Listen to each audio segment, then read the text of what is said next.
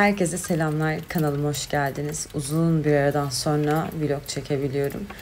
Kayınvalidem çok uzun süre hastanede kaldı biliyorsunuz. O süreçte çekeceğim bir video da yoktu. Psikolojik olarak da böyle bir durumum zaten yoktu. Bir de bazı yorumlar gerçekten çok acımasız. Yine diyorum Allah hiç kimseyi sınamasın. Sınanmadığınız hiçbir derdi konuşmayın arkadaşlar. Konuşmak çok kolay çünkü. Şimdi kayınvalidemin yeni evini birlikte temizliyoruz sizinle. Bu videoyu çekmek bile bana çok iyi geldi. Çünkü hastaneden kurtuluyoruz inşallah. Oradan çıkıyoruz ve evde yeni bir düzen kurmaya çalışıyoruz. Kızlar, kayınvalideme yeni bir ev tuttuk buradan. Çünkü bizim hepimizin köye gidip gelmesi çok zor olur. Kışın diğer çocukları da gelirdi, yazın. Eşyalı bir ev tuttuk. Geçici yeni bir ev alacağız inşallah. Ev bakıyoruz ama yarın doktor taburcu edeceği için bize yakın bulabileceğimiz tek ev burasıydı. Hem de küçük daha iyi olur dedik. Şöyle ben size evi bir gezdireyim. Eşyaların hepsini değiştireceğiz. Tabii önce ev sahibiyle konuşacağız, onu bilmiyoruz. Belki de başka bir eve bakarız. Diyorum ya, her şey belirsiz. Şimdi Hatice ablayla geldik. Ben şu camı sildim, bu camı sildim. Balkon yıkanacak, bu dolabı sildim. Yatağın üstündeki nevresini falan da değişecek. Ev sahibinin televizyon taktı. Hatice ablacığımla beraber temizlik yapıyoruz. Hatice abla her zamanki gibi yine benim en kötü günümde yanımda. Biz iyi günde kötü günde her zaman birlikteyiz. İyi ki var. Bu camı da sildim. Bu camın ama şurasında bir şey var. Sanırım oradan akmış. Neyse birazdan mutfak dolaplarını falan da sileceğim. Böyle detaylı bir temizlik yapıyoruz. Temizlik bitince size böyle evi daha detaylı gezdiririm. Evdeki eşyalarla nasıl temizlik yapabilirsek onları yapıyoruz değil mi? Her şey eşyalı. Bu koltuklar ilk etapta değişecek. Köyden yeni koltuk takımı getireceğiz. Annemin evde çok fazla koltuk takımı var. Yepyeni. Neyse ben şimdi hemen şöyle kapıları da sileceğim bir güzel.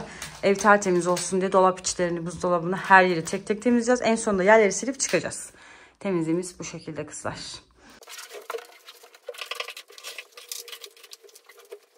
Güya kapılar, yani bütün ev silinmiş, temizlenmiş ama yüzüme hiç bakmayın. Kapılar bayağı böyle bildiğiniz simsiyah su çıkıyor her yerden. Yani camlar, hadi neyse cam dışarıda normal ama bir petekten, bir kapıdan, bir dolaptan simsiyah su nasıl çıkabilir ki? Hiç algılayamadım gerçekten. Şu kapıyı 3. defa sileceğim. Hala böyle kapkara su çıkıyor. Yüzümde bir sürü yara var. Çok bir şey yok.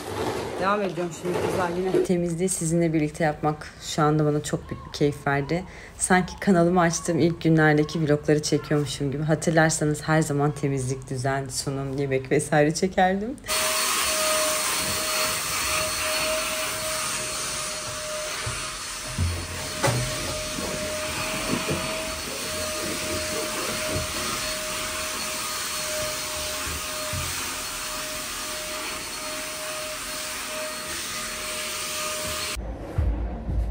Köprü var ya, poşetsiz olmuş falan. Poşet almıştık da için ama. Nerede poşetimiz? Erzaktan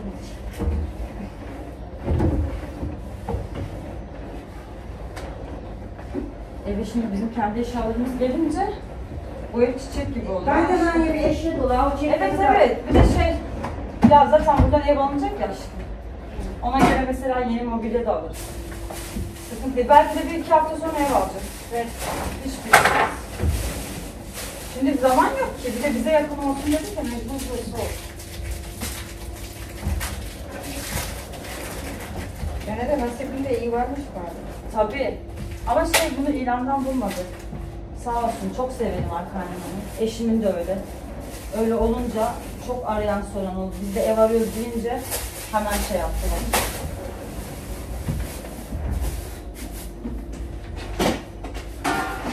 Babam kimsenin yanında kalmaz. Bak, bir günlüğüne doktora gidecek değil mi yarın? Akşam köye gidiyor. Diyoruz ki baba gel, diyoruz yok kızım ben kendi yatağımda çok rahat edeceğim diyor. İlk eve girdiğimizde temizlik işini gördüğümde dedim ki ya biz burayı 1 saate bitiririz. Ev zaten küçük, eşyaların çoğu çıkacağı için zaten onlara dokunulmayacak falan. Ama öyle olmadı tabii, biz bütün mutfak dolaplarını detaylı temizledik ve dediğim gibi bu evde kalan arkadaşlar çok temiz değillermiş, hatta temiz değillermiş. O yüzden her yer böyle yağ tabakası, salçalar, işte her şey vardı. Yani bazı şeyler daha vardı, onları söylemek bile istemiyorum videoda. Koltuklar da silinmedi ama koltukların ne zaman geleceğini bilmediğimiz için Hatice abla dedik ki en iyisi koltukları da silelim. O yüzden o çıkacak eşyalar da temizlendi. Tam 2 haftadır kendi evimi sadece herhalde 3 defa falan süpürdüm. Temizlik namına hiçbir şey yapmadım. Ve bu arada ben de hastalandım da beni boş verin. Böbrek enfeksiyonu falan kaptım. O kısımları geçelim. Hasta halimle şu an temizlik yapıyorum. Ama iyi geldi mi diye sorarsanız inanılmaz bir terapi. İyi ki temizliği yaptık. Hem annem gelecekti hem de temizlik yapmak bana her zaman çok iyi geliyor. Bu merdiveni de ev sahibimiz komşudan, yani diğer evinden bize getirdi. Ona da buradan teşekkür ediyorum. Mutfağı videoda belli oldu mu bilmiyorum. Yağ çözü sıkıp 25 dakika kadar bekletip ben o sırada camları silip daha sonrasında gelip böyle yumuşamış yağları telle ve süngerin sert kısmı yardımıyla güzel bir şekilde temizledim. Ve kendi evimden de bir sürü tabak çanak ayarladım. Onlar benim evimdeki yemek masasının üstünde duruyor. Onları da kolileyeceğiz, getireceğiz. Mutfak temizlendikten sonra akşamüstü eşimle mutfak dolaplarına dizeceğiz. Evin enerjisine inanır mısınız bilmiyorum ama bence bu evin çok güzel bir enerjisi var. Eve ilk girdiğim anda böyle bana çok iyi gelen bir şeyler hissettirdi. Şimdi her yeri temizledim ama şu şeyin üstü, çaycının üstü aşırı yağlıydı. Yani şunun 10 katı şu tarafındaydı. Bu tarafı da ocağa doğruydu çünkü şuralarından anlarsınız. İçine kireç sökücü dökeceğim.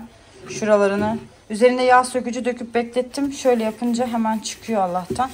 Şimdi bunu bir güzel temizleyeceğim. İçine de kireç sökücü alacağım marketten ama onu gitmeden yaparım. Böylece bütün dolapları sildim. Şuna dokunmadım. Hatice abla uyar dedi ki çok kötü elektrik çarparsın. Farkına bile varmazsın dedi. Şurada bir vişne üzümüm var, onu içeceğim. Bu koltuklar da hemen gidiyor. Bu ev sahibinin koltukları, bizim köyden koltuklar, sehpa takımları gelecek. Bu yeni buzdolabı alınacak. İşte öyle yani, şuraları temizledik, ayarladık Hatice ablayla. Bu odaya giremiyorum şu anda, kız ayaklarım kirli. Buraya nevresim takımı serilecek. Balkonda yıkandı, tertemiz oldu. Buralar da düzeltildi. Hatice abla şimdi banyoyu temizliyor. Buzdolabını sildim ama buzdolabını boşuna silmişim. Gidecek buzdolabı. Öyle yani. Devam ediyoruz. Annemin tekerlekli sandalyesi de geldi. O temizmiş. Paketi yeni açıldı. Şuraları da bitireyim. Mutfak tamamen bitmiş olacak. Eksikleri yazacağım. Tabak, çanak, bendekilerden, köydekilerden bir şekilde burayı berdest edip doğru düzgün bir yaşanabilir bir ev haline getireceğiz. Bulaşık makinesini boş çalıştırmıştım. Bulaşık makinesi şu an tertemiz olmuş. Bayağı çünkü içi kirliydi. Şimdi buradaki bütün tabakları, yani çok fazla eşya yok zaten evde dedim ya, getireceğim diye buradaki tabakların hepsini makineye dizeceğim. Burada böyle en azından bir defa şöyle bir makinede temiz sudan geçsinler. Sonra da bulaşık tableti alıp çalıştıracağım. Çünkü bulaşık tableti almamışım. Makineye ben çamaşır suyu çalıştırdım. Eksikler çok. Yarın da yeni buzdolabı falan gelecek. Şimdi camları kapatıp perdeleri çekeceğiz Hatice abla. Vallahi her yeri sildik. Kapıyı da en son şimdi Hatice abla siliyor. Size banyoyu göstermedim. Banyoyu göstereyim. Banyoyu da şöyle çekeyim. Beyaz eşyalar eski ama bir kısmı değişecek. Bezleri hep ben evden getirdim. Benim en güzel bezlerimden. Hatta yıkadık. Onları da buraya astım ben. Tertemizler. Şurayı da silmiştim zaten. Burası 2+1. Burası nevresim takımı serilecek. Nevresim takımı orada ama onu şimdi serme dedi Muhammed. Ben de tamam dedim. Perdeleri de böyle yarım bırakacağım. Ev biraz güneş altında ve evin her tarafı güneş alıyor. O çok iyi gerçekten. Bu arada şunu da söyleyeyim. Sadece bir gün içinde bulunan ev bu arkadaşlar. Ev yok. Yani nasıl yok diyeceksiniz. Basbayağı yok. Eşyalı ev bulmamız gerekiyordu. Bu da benim tipim. Eşyalı ev yok. Bulabildiğimiz ev sadece burasıydı. Ve şöyle muhakkak birkaç tane daha vardı ama biz sadece bizim mahallede ve bizim evimize çok yakın bir ev aradık. Çünkü annem babam bize yakın olması gerekiyor. Bu gidiyor. Buraya yeni bir baza geliyor. Bu yarın muhtemelen buradan çıkacak. Bunu da perdesini yarın böyle indireceğiz. Burayı böyle ardiye gibi kullandık. Eğer balkon camı kapalı olsaydı ben bütün bu eşyaları kaldıracaktım. Halılar yıkanmaya gidecek. Dolabın içine de şöyle kapağını kapatamamışım. Fazla birkaç şey vardı. Onları bıraktım. Onları kullanmayacağız ama ev sahibinin olduğu için atmadım da. Bize yakın bulabildiğimiz tek eşyalı ev burasıydı. Babam kendi evinde, kendi düzeninde kalmak istiyor. Doğal olarak da onlar nasıl istiyorsa o şekilde olacak. Biz de onların sürekli yanında olacağız. Benim evim zaten hemen şurada. Yürüyerek geldik. Yani 2 dakikada geldik. O kadar yakın ki benim evimin arkası. Televizyonda bu sabah takıldı. İşte buzdolabı gidecek. Buzdolabı değişecek. Bulaşık makinesi dıştan çok farklı görünüyor ama çok iyi çalışıyor. Çok güzel temizledi. Benim makinemden daha iyi. Dolap içlerinin hepsini sildim. Ya aslında kirli değilmiş gibi görünüyordu ama çok yağ vardı. Muhtemelen burada bir beyefendi oturmuş bence. Çünkü bir kadın eli değmiş gibi asla değildi ve her yerde tüyler var. Neyse. Buralar da temizlendi. Bu çekmecenin içini zaten temizlerken çekmiştim. Buranın içini tertemiz yaptım. Ocakta silindi. Çaycı çok kirliydi. Çaycı yani böyle yeni alınmış gibi. Şu an kimse kullanıldığını anlamaz. İşte çok eksik var. Ben şimdi eksikleri not alacağım. Tabak, kaşık, yani hiçbir şey yok aslında eşyalı ama ufak tefek şeyler yok. Onlar alınacak. Yarın bu koltuk takımı da gidiyor. Yeni koltuk takımı gelecek. Ev aslında küçük ama çok güzel değil mi Hatice abla ev? Ben evi gerçekten çok sevdim. Bilmiyorum hani babam almak ister mi bu evi ama daha büyük bir ev aslında bakıyoruz. 3+1 daha geniş, daha ferah. Ama bu ev çok aydınlıkmış. Bize yakın olması çok güzel. Artık zaman içerisinde kararlar verilir. Ama eşyaları değişecek. Çok bizim köyden gelir, yeni alırız. Çok güzel eşyalarla bu ev var ya, çiçek gibi olur. Şimdi önemli olan yarın annemin kendi düzenine tertemiz mis gibi bir evi gelmesi. Koltuklar dahil her yer silindi. Elinize sağlık tatlım. Çok güzel yaptık valla. Kaç saatte yaptık? 3 saatte mi? Saat kaç? Bak saat 3.30, bir saat 11'de başlamıştık. 4.5 saatte bitirmişiz ama koltuk, cam falan derken yerleri bile elimle sildim yani bir yerden sonra artık. Valla bence çok güzel yaptık. Balkonda Hatice ablayla bir şey içip bir 15 dakika keyif bile yaptık yani, oturup içine su içtik. Evet, gidiyoruz tatlış.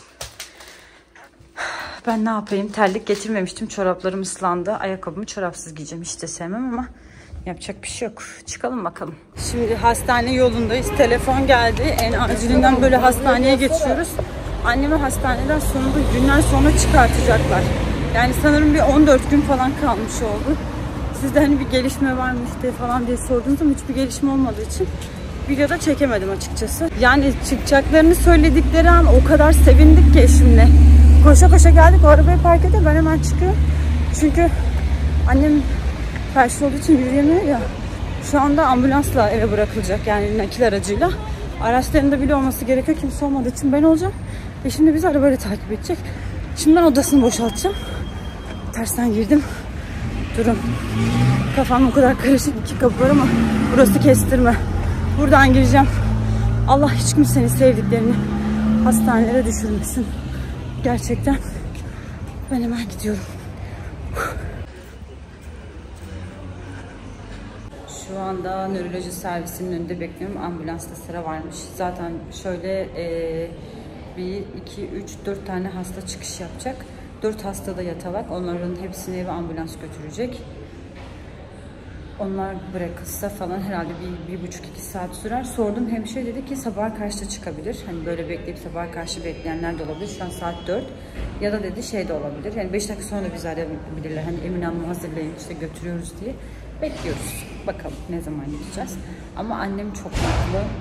Ben bugün burada yatmayacağım demiştim size diyor. Dur dedim, daha erken konuşmaydı. Sabaha karşı da gidebilirmişiz. Olsun diyor, önemli değil. Yarın evimde yatarım. Hastane ortamı çok zor. İnanılmaz psikolojik anlamda yıpratıcı. Annemin moralinin yüksek olduğu gün karşıdaki hasta kötü oluyor. Yani tabii ki oluyor. Çok zor bir şey. Onu da anlayabiliyorum. Ama geliyorsunuz, kantinde çay içiyorsunuz. 5 dakika nefes alın diye kantinde bir insanın işte akrabası, kanser bilmem falan, sürekli böyle insanların hastalıklarını görüyorsunuz ve normaliniz böyle bir şeymiş gibi olmaya başlıyor. Bu sizi negatif enerji olarak aşağı çekiyor gerçekten. Hani biz hastaneye gelene kadar enerji istiyoruz ki annemi çok yapacağız falan. Elif ablayla muhabbetli. Hastaneye giriyoruz, çıktığımızda kendimizi biz kötü hissediyoruz. O yüzden mesela ben eve gidiyorum. Kaç gündür hani çocuklarla hiç böyle pozitif enerjili böyle şey konuşamıyorum bile. Hatta dün Berilece şey dedi. Anne dedi, sen hiç iyi değilsin dedi. Bir şey mi canı sıkkın? Hani anlatıyorum böyle diyor ki niye üzülüyorsun ki diyor. Üzüleceğim bir şey yok diyor işte. Annem babaannem çıkacak zaten diyor. Çocuk işte, çocukların içinde farklı bir mutluluk var. Hani onu üzülecek, ben de tabii ki hani çok kötü bir şey, kızım bu üzülecek bir şey demiyorum ki, o da çok üzülmesinde, çünkü çok da üzülebilir, psikolojik olarak o da etkilenebilir. Doğru söylüyorsun aşkım, çıkacak, ben inanıyorum diyorum. Öyle yani, ben de tabii ki diyorum ki haklısın kızım, doğru söylüyorsun, çıkacak. Biz biraz herhalde diyorum çok üzülüyoruz. İşte sen babaanneni görmediğin için diyorum. Çünkü burası enfeksiyonda kapabilirler de, ki birkaç hasta enfeksiyon kapmış, o yüzden onları çıkartmayacaklar. Enfeksiyon kapabilirler dedi. Böyle grip olan, işte hapşıran, öksüren, işte okula giden, böyle çok kalabalık ortamlara gelen insanların buradaki hastaları görmesini istemiyorlar. Çok haklılar zaten. İgil'de hep burnu aktığı için getirmedim. Berileci'de bu sıra böyle birazcık kırık, Yani Çanakkale'ye gidip geldiğimizden beri bayağı böyle bir burnu akıyor falan. Normalde onun pek burnu akmaz ama velhasıl hastane serüvenimiz bugün bitiyor ve eve geçiyoruz inşallah. Her şey hazır. Sadece doğalgaz açılmadı. Kaç gündür uğraşıyoruz. Bir türlü açtıramadık evin doğalgazını. Doğalgazı da açsalardı iyi olurdu ama ben bu akşam yemeklerini ben yapacağım. Getireceğim sıcacık. Şimdi eve geldik hemen. Eşim eve geçti. Annemin evine. Orayı ayarlıyor. Buradan önce bir şeyler falan daha gitti. Birazdan uzun sürebilir dedim ya. Birazdan geçebilir diye. Evde de doğalgaz yok diye ben hemen yemekleri yapmaya başladım. Şehriyeli tavuk suyu çorbası yapacağım. Tabii hepsi tuzsuz, işte baharatsız. Bir de bulgur pilavı yaptım. Çünkü pirinç pirinç yememesi gerekiyor. Bulgur yemesi gerekiyor. Bir yandan da patatesli bir yemek yapacağım. Bir de ne yapacaktım? Yoğurtlu böyle onun rahat yiyebileceği bir salata gibi böyle ferah bir şey yapmak istiyorum. Hani cacık yapamam. Onu yiyemez çünkü. Ona özel öyle bir şey yapacağım kızlar. Öyle mutfaktayım o yüzden.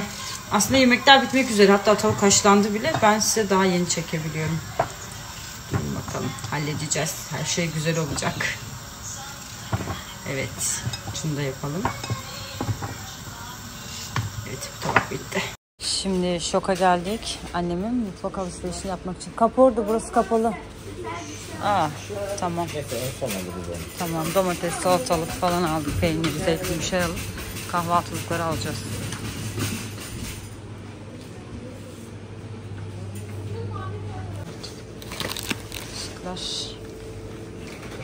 Şöyle geçeyim.